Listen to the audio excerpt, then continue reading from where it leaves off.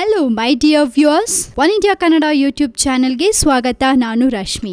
ನಿನ್ನೆ ಎಲ್ಲ women's day ಇತ್ತು. ನಮ್ಮ ಹೆಣ್ಮಕ್ಳೆಲ್ಲ ಫುಲ್ ಜೋರಾಗಿ ಸೆಲೆಬ್ರೇಟ್ ಮಾಡ್ಕೊಂಡಿದ್ದಾರೆ ಅಂತ ಅನ್ಕೊಂಡಿದೀನಿ. ಇನ್ನು ಮೋದಿ ಅವರು ಕೂಡ ವಿಮೆನ್ಸ್ ಡೇಗೆ ವಿಶ್ ಮಾಡಿ ಹಾಗೆ ವಿಮೆನ್ಸ್ ಡೇ ಬಗ್ಗೆ ಕೆಲವೊಂದು ಮಾತುಗಳನ್ನ ಆಡಿದ್ದಾರೆ. ಮೋದಿ ಅವರು ಏನ್ ಹೇಳಿದ್ದಾರೆ ಅನ್ನೋದನ್ನ ನಾನ್ ಹೇಳ್ತೀನಿ, ಕೇಳಿ. ಹಾಗೆ ನೀವ್ ಈ ವಿಡಿಯೋನು ಕೂಡ ನೋಡ್ಬೋದು.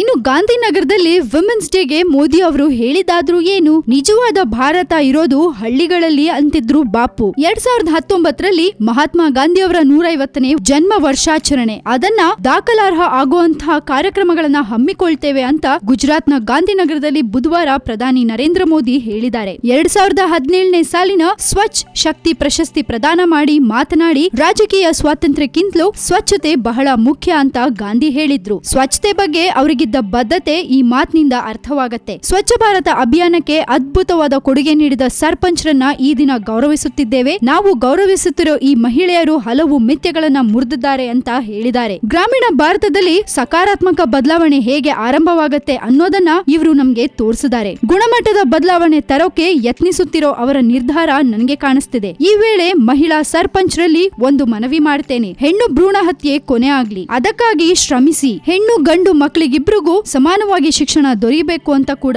ಮೋದಿ ಅವರು ಹೇಳಿದ್ರು. ಸೊ ಕೇಳಿದ್ರಲ್ಲ ಮೋದಿ ಅವರು ವಿಮೆನ್ಸ್ ಡೇ ಬಗ್ಗೆ ಏನ್ ಹೇಳಿದ್ದಾರೆ ಅಂತ. ಮೋದಿ ಅವರು ಗಾಂಧೀಜಿ ಅವರನ್ನ ಮನಸ್ಸಲ್ಲಿಟ್ಕೊಂಡು ಸ್ವಚ್ಛ ಭಾರತ್ ಅಭಿಯಾನಕ್ಕೆ ಕೊಡುಗೆ ನೀಡಿದಂತಹ ಮಹಿಳೆಯರಿಗೆ ಅವರು ವಿಮೆನ್ಸ್ ಡೇ ದಿನ ಒಂದು ಟ್ರಿಬ್ಯೂಟ್ ಅನ್ನ ಕೊಟ್ಟಿದ್ದಾರೆ. ಇದ್ರ ಬಗ್ಗೆ ನಿಮ್ಗೇನಾದ್ರೂ ಹೇಳ್ಬೇಕು ಅಂತ ಅನ್ಸಿದ್ರೆ ದಯವಿಟ್ಟು ನಿಮ್ಮ ಕಮೆಂಟ್ಸ್ ಅನ್ನ ನಮ್ಮ ಕಮೆಂಟ್ ಬಾಕ್ಸ್ ನಲ್ಲಿ ನೀವು ಹಾಕಿ ಕಳಿಸಿ. ಅಂಡ್ ನಮ್ಮ ವಿಡಿಯೋನ ಮರೀದೆ ಲೈಕ್ ಮಾಡಿ, ಶೇರ್ ಮಾಡಿ. ಜೊತೆಗೆ ಇನ್ನಷ್ಟು ಸುದ್ದಿಗಳಿಗೆ ನೀವೇನ್ ಮಾಡ್ಬೇಕು, ನಿಮ್ಗೆ ಗೊತ್ತು, one India Kannada YouTube channel ಅನ್ನ ಸಬ್ಸ್ಕ್ರೈಬ್ ಮಾಡ್ಬೇಕು.